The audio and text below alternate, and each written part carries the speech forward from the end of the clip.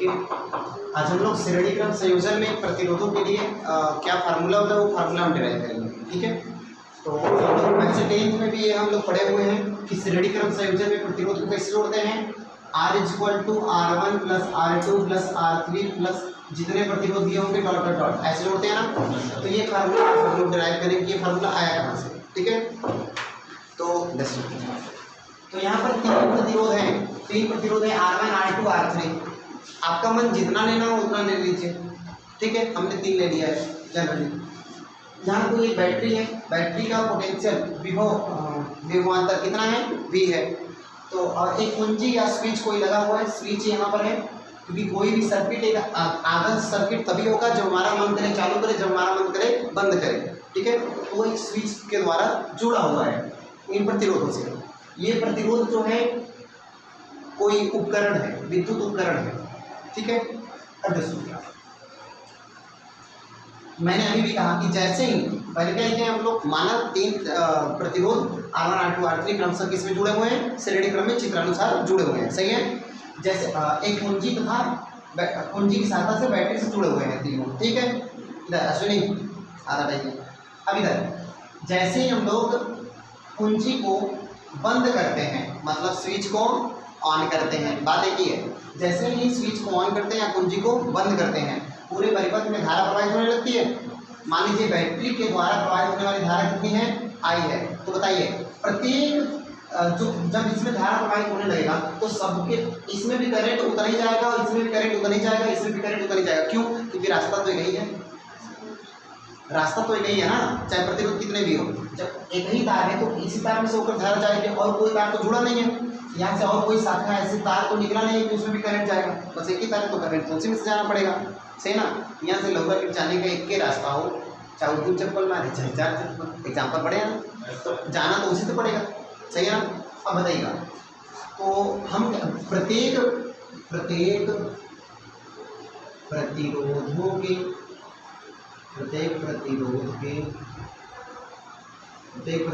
के सिरों पर विभव पतन कितना होगा। तो बताइए विभव पतन मतलब कितना विभवांतर खर्च हो जाएगा। बेटा आपने कभी पढ़ा है ओम का नियम V = अच्छा, पहले वाले के लिए लिखेंगे तो क्या आएगा, V1 R1 I1 नहीं लिखेंगे। क्यों? अरे एक ही करंट सब में है ना, श्रेणी क्रम में धारा का मान क्या होता है, समान होता है, सही है ना, बताएं।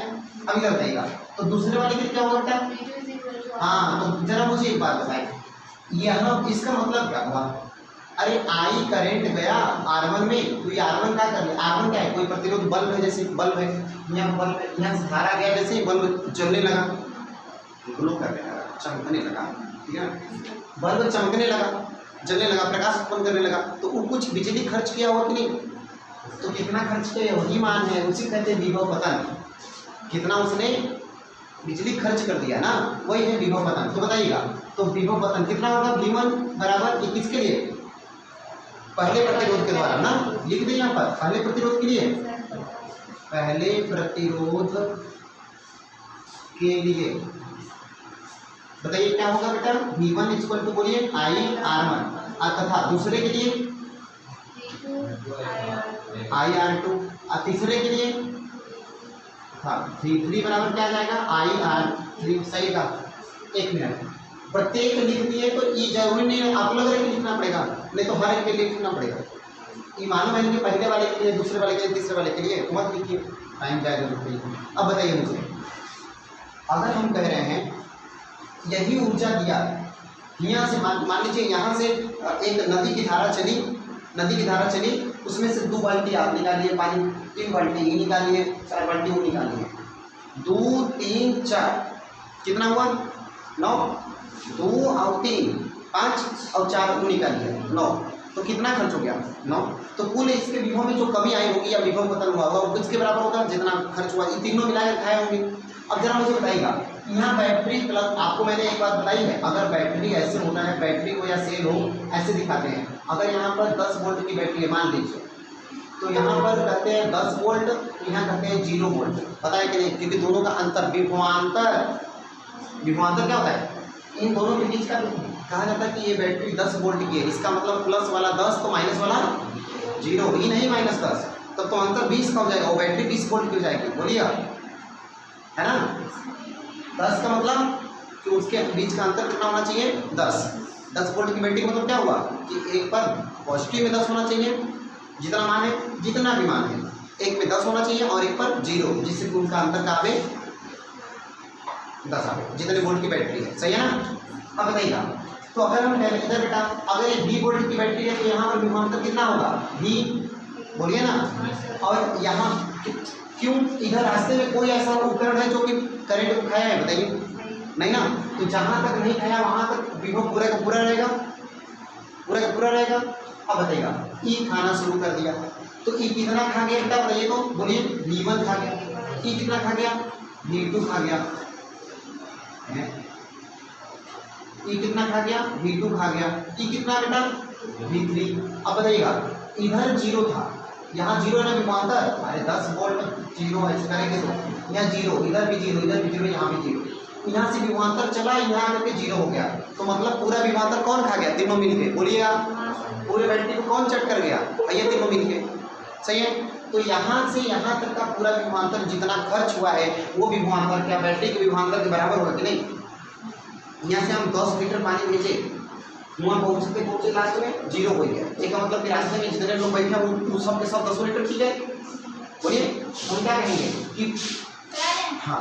अगर हम कहते मान लीजिए इसको बिंदु A कहते हैं, ये बिंदु B कहते हैं, इसको हम बिंदु A कहते हैं, उसको बिंदु B कहते हैं।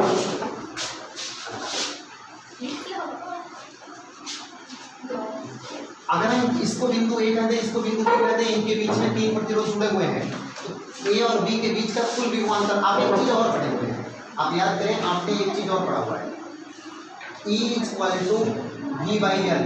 अरे बेटा V = E/L नहीं पढ़े हैं, अब बोले थे ना ताजा वाला फार्मूला, हाँ सर, पढ़ा था ना, V = तो ये बताइएगा V/L इसका मतलब क्या है, जैसे जैसे लंबाई बढ़ेगा वैसे वैसे विभवांतर घटेगा। V/L का मतलब कागज सुनिएगा, अगर यहाँ पर 10 है भाई, तार मान लीजिए जो जितना भी लंबाई है, तो यहाँ पर 10 वोल्ट है, एकदम मस्त से समझना बेटा, यहाँ 10 वोल्ट है, 10 वोल्ट है, ये तार मान लीजिए कि 5 मीटर लंबा है, मान लीजिए 5 मीटर लंबा है, मुझे बताइएगा आप यहाँ आ गए 1 मीटर लंबाई पर, तो बताइए कि इसका विभवांतर कितना होगा, तो कहेंगे विभव पतन, या विभव पतन बराबर विभव पतन को कैसे दिखाते हैं, आपको लिखने की जरूरत नहीं, बस समझिएगा, तो विभव बटे में लंबाई जितना दूर चला, तो यहाँ से यहाँ तक का दूरी कितना बोले हम, 1, तो ये कितना हो जाएगा 10 बटे, और आगे जाएंगे तो कितना हो जाएगा 2, अगर 2 कहिए 10, जो 3 कहिए 4 कहिए जितना भी, अगर आगे चलेंगे 2 मीटर लंबाई पर चलेंगे तो कितना हो जाएगा 10 बटे 2।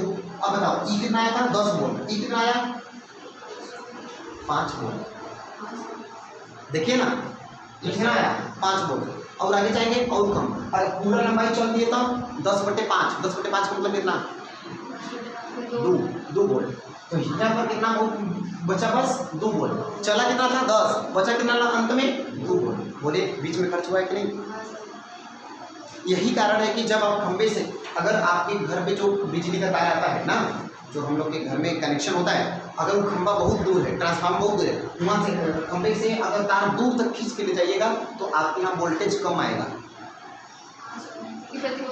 हाँ, ज़्यादा दूर ले जाने पर वोल्टेज कम आएगा, बल्ब धीमा जलेगा, और वही बल्बों में वही क्या लगा, खंबे में ही जो बल्ब लगा वो तेज जलेगा, आपके घर वाला बल्ब धीमा जलेगा थोड़ा, क्योंकि दूर जाने पर विभव क्या हो जाता है, घट जाता है। बोलिए समझ में आएगा नहीं, आ गया होगा तो अच्छी बात, नहीं आया होगा तो वो अच्छी बात, क्यों अभी फिर पढ़ाएंगे, ये तो बस बता दिया इसे, इसकी जरूरत थी मतलब समझने की वजह से, लेकिन अभी पढ़ना है हम लोग को इसीलिए, ठीक है ना। मीटर ब्रिज बताएंगे, वेट स्टोन ब्रिज बताएंगे, पोटेंशियोमीटर बताएंगे, तो वहाँ पर ही सब पढ़ाएंगे, बस इतना बताइए ना, जैसे जैसे दूर जाएंगे वैसे वैसे घटेगा कि नहीं विभव, ये बताइए, ये समझ में आया कि नहीं, ठीक है ना। बस तो बताइए बेटा, इधर बताइएगा, तो यहाँ से यहाँ विभव जाने पर खर्च हो गया पूरा, ये पूरा विभव किसके कितना था, V था, तो जितना खर्च हुआ वो पूरा विभव को अगर हम जोड़ दें तो V के बराबर आ जाएगा कि नहीं। अरे तीनों मिलकर के V से ही तो हुआ था, अलग हुआ था, इसी में से तो इसने इतना ले लिया, इसी में से इसने इतना ले लिया, इसी में से इसने ले लिया, अब बचा कुछ नहीं, तो तीनों को जोड़ेंगे तो बराबर नहीं आएगा, आएगा ना। तो बताइएगा यदि बैटरी का विभवांतर V हो तब V बराबर V1 plus V2 plus V3। बोलिए V को ऐसे रखिए, V1 मान बोलिए बेटा।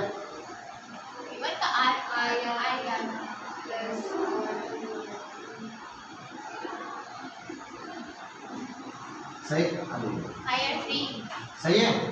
इसमें से कुछ कॉमन दिखा था, आई बचा था।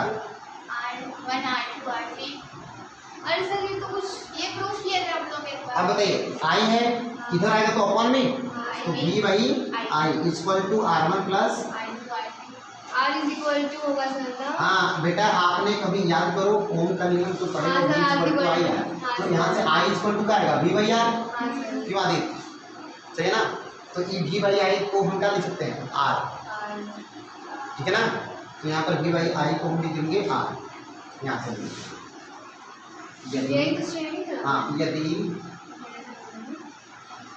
परिपथ का तुल्य प्रतिरोध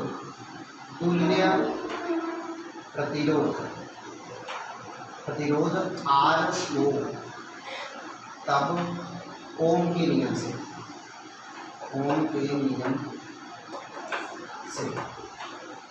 I बराबर V बाई, अरे हाँ सही तो है, R करना है ना, R equal to V by I, ठीक है ना। ओम से R equal to V by I, तब बताइएगा V बाई आई के जगह पर तब उपयुक्त समीकरण से बेटा